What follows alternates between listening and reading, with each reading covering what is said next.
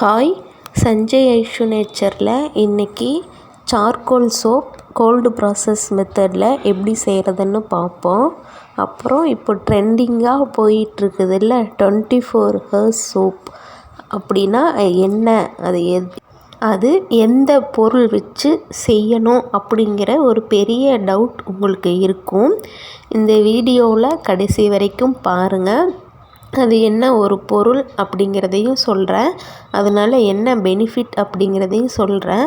மறக்காமல் என் சேனலை சப்ஸ்கிரைப் பண்ணிக்கோங்க, பிடிச்சிருந்தா லைக் பண்ணிக்கோங்க. வாங்க அதை பற்றி தெளிவாக சொல்கிறேன். நம்ம கோல்டு ப்ராசஸ் சோப் அப்படின்னா என்ன பண்ணுவோம், நம்ம செஞ்சு அதை 24 மணி நேரம் கழித்து அன்மோல்டு பண்ணி நம்ம அதை க்யூரிங் பீரியடுன்னு விடுவோம். 45 நாள் விடுவோம். அது இதில் இருக்காது. நம்ம அன்மோல்டு பண்ணி ஒரு 3 நாள் 4 நாள்லேயே நம்ம யூஸ் பண்ணிக்கலாம். இதுதான் அதில் இருக்க பெனிஃபிட். அந்த 24 ஹவர்ஸ் இருக்கக்கூடிய சோப்புக்கு உண்டான பெனிஃபிட் இது தான். மற்றபடி இதுவும் நேச்சுரல் தான். இது எதுக்காக நம்ம யூஸ் பண்ணிக்கலாம் அப்படின்னு பார்த்திங்கன்னா, பிஸ்னஸ் செய்கிறாங்க, அவங்களுக்கு டக்குன்னு ஒரு பொருள் கேட்குறாங்க அப்படின்னா நம்ம உடனே செஞ்சு உடனே கொடுத்துக்கலாம். நம்ம வீட்டு யூஸுக்கு செய்யக்குள்ள நீங்கள் 45 டேஸ் க்யூரிங்கில் வச்சு செய்யக்குள்ள நம்ம குழந்தைங்களுக்கு யூஸ் பண்ணுவோம். அதனால உங்களுக்கு இதுதான் பெஸ்ட்டு. எப்படியும் நம்ம ஒரு பொருள் செஞ்சு கற்றுக்கிட்டோன்னா சும்மா இருக்க மாட்டோம். டிஃப்ரெண்ட்டாக செஞ்சு பார்த்துக்கிட்டே தான் இருப்போம். அதனால் நீங்கள் ஒரு பொருள் செஞ்சு கற்றுக்கிட்டிங்கன்னா மறுபடியும் அடுத்தது நம்ம என்ன யூஸ் பண்ணுறோமோ, எந்த விதமாக டிஃப்ரெண்ட்டான சோப் யூஸ் பண்ணலாம் அப்படிங்கிற ஐடியாவுக்கு நீங்கள் வந்துடுவீங்க. அதனால் இப்போ நீங்கள் நீம் சோப் யூஸ் பண்ணுறீங்கன்னா அடுத்தது வேறு எந்த சோப் யூஸ் பண்ணலான்னு நீங்கள் திங்க் பண்ணக்குள்ளேயே நீங்கள் செய்ய ஆரம்பிச்சிருங்க.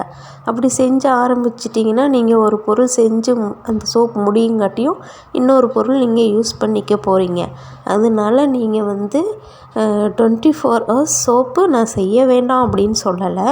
நீங்கள் வீட்டு யூஸுக்கு செஞ்சுக்கிறீங்க அப்படின்னா நீங்கள் இந்த கோல்டு ப்ராசஸ் மெத்தட்லேயே 45 டேஸ் க்யூரிங்கில் வச்சு நீங்கள் செஞ்சிங்கன்னா உங்களுக்கு பெட்டர். 24 ஹவர்ஸ் பிஸ்னஸ் மெத்தடுக்காக கண்டுபிடிச்ச ஒன்று, அவ்வளோதாங்க. இதில் பெரிய ஒன்றும் இல்லை.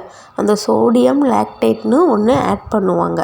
அது ஒரு வகையான தாவரங்கள்லேருந்து எடுக்கக்கூடிய ஒரு இதுதான்.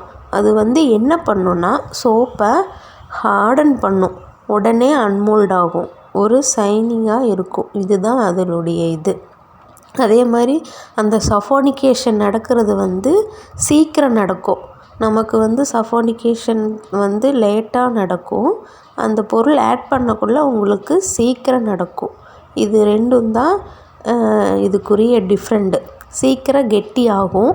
அப்புறம் இன்னொன்று என்ன பண்ணுவாங்கன்னா, வாட்டர் லெவல் 10% கம்மி பண்ணுவாங்க. அந்த ப்ரொசீஜர் எல்லாமே மாறும். நம்ம கோல்டு ப்ராசஸ் மெத்தடில் வாட்டர் லெவல் இப்போ நீங்கள் காஸ்டிக் சோடா எவ்வளோ எடுக்கிறீங்களோ அதோட 2 பங்கு வாட்டர் எடுப்பீங்க.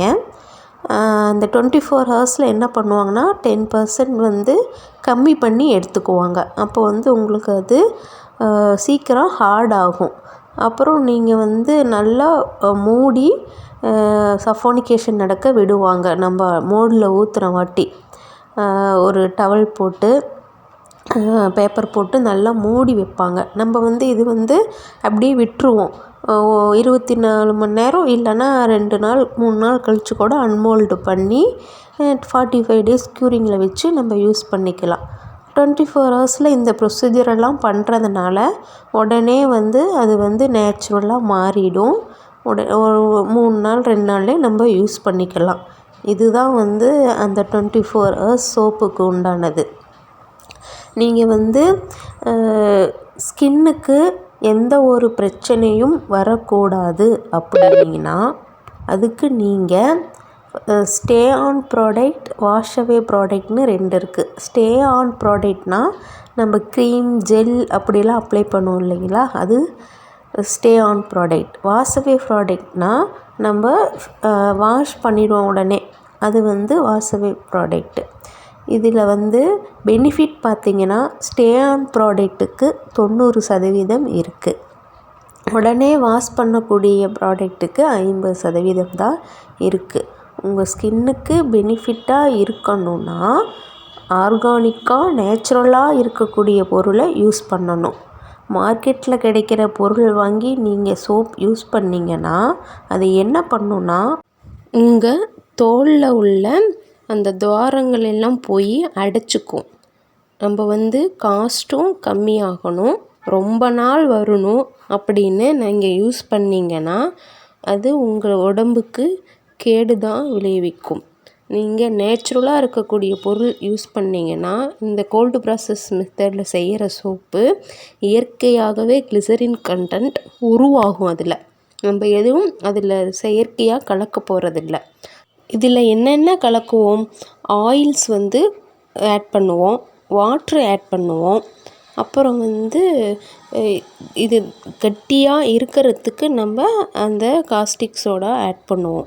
அது ஃபுல்லாக நியூட்ரலாக நேச்சுரலாக மாறுறதுக்காக தான் நம்ம அந்த 45 days க்யூரிங்கில் வைக்கிறோம். அப்புறம் பார்த்திங்கன்னா இதில் கெமிக்கலே இல்லை, ஃபுல்லாக நேச்சுரல் தான். அதனால இந்த மாதிரி இருக்கக்கூடிய ப்ராடக்டாக வாங்கி யூஸ் பண்ணுங்கள். நமக்கு தெரிஞ்சது தான், வெயிலில் இருக்கக்குள்ளே நமக்கு பார்த்திங்கன்னா வேர்வை அதிகமாக வரும்.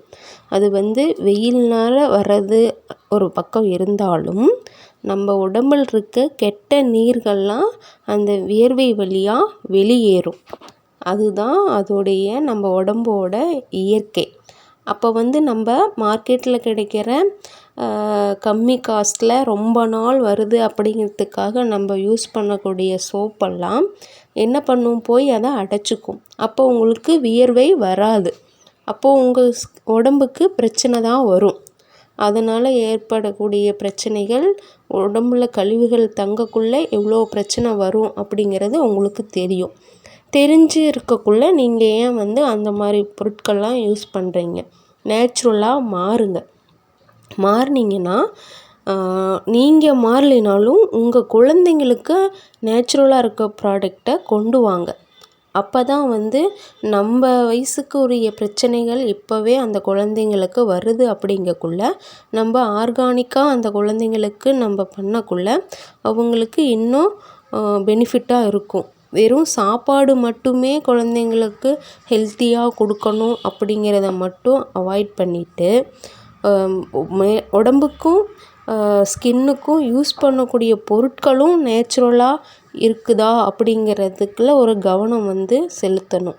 அப்போ தான் நம்ம குழந்தைங்க எந்த ஒரு பாதிப்பும் இல்லாமல் வளருவாங்க. அதை புரிஞ்சுக்கோங்க. ஏன்னா நமக்கு தான் நம்மளுடைய பெற்றோர்கள் கடையில் வாங்கி யூஸ் பண்ணி கற்றுக்கிட்டாங்க. இதோட டேஞ்சர் அப்படின்னு தெரிஞ்சதுக்கப்புறம் நம்ம நேச்சுரலாக மாறுறோம். அதே நம்ம குழந்தைங்களுக்கு இப்போலேருந்தே நம்ம நேச்சுரலான ப்ராடக்டை நம்ம கொடுத்துட்டோம்னா அப்போ எந்த பிரச்சனையும் வராது இல்லையா? முடிஞ்ச அளவுக்கு சாப்பாடும் நல்லா ஆரோக்கியமாக எடுத்துக்கணும். வெளியில் யூஸ் பண்ணக்கூடிய பொருட்களும் நம்ம ஆர்கானிக்காக எடுத்துக்கணும். இது தாங்க முக்கியம். இந்த மாதிரி உங்களுக்கு யூஸ்ஃபுல்லாக இருக்கும் அப்படின்னு நம்புகிறேன். நீங்கள் முடிஞ்ச அளவுக்கு வீட்டிலே செஞ்சு உங்கள் ஃபேமிலிக்கு ரெடி பண்ணி கற்றுக்கோங்க. ஓகேங்களா? தேங்க்யூ.